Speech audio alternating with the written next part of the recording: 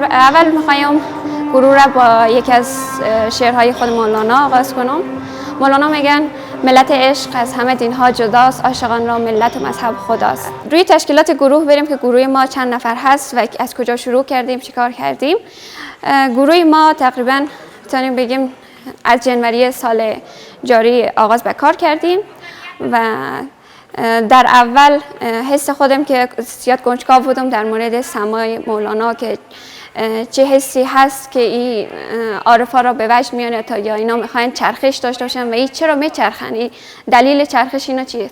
بنابر تحقیقاتی که داشتم و بعضیا میگفتن چرخش به خاطر عبادت خدا هست، بعضیا میگفتن چون مولانا سما کرده ای از آن دور به رواج رفته یا رسم شده که فعلا خیلی مریدانش به سما میکنن. ولی باز هم تحقیقات به این نتیجه رسیدیم میگن تا خودت سما نکردی دلیل و او حس نکردی نمیفهمی چرا عارفا سما میکنن.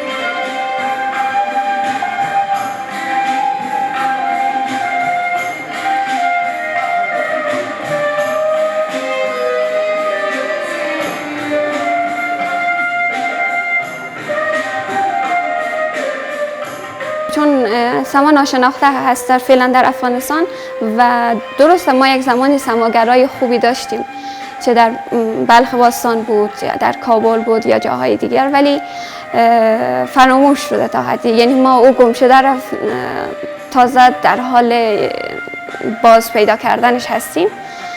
خب تا ای که مردم بفهمن که سما چی هست، معنویتش به کجا میرسه و برای چی عارفان سما میکنن، مخالفت ها هست، خصوصا در بخش خانم ها، چون وقتی که خانم ها میچرخن اونا بیشتر از لحاظ جنسیتی اینا رو میبینن، میگن چرخش شاید یک چرخش چیزی باشه که اونا از درک خود فکر میکنن، ولی ما میگم سما فرق داره و او حسی که چه خانم چه آقا میخواد سما کنه، او حسی که او داره او هیچ کسی دیگر نمیبینه، فقط خودش هست. موزیک یا موسیقی عرفانی هست و راحتی احساس کردن ذهنش هست.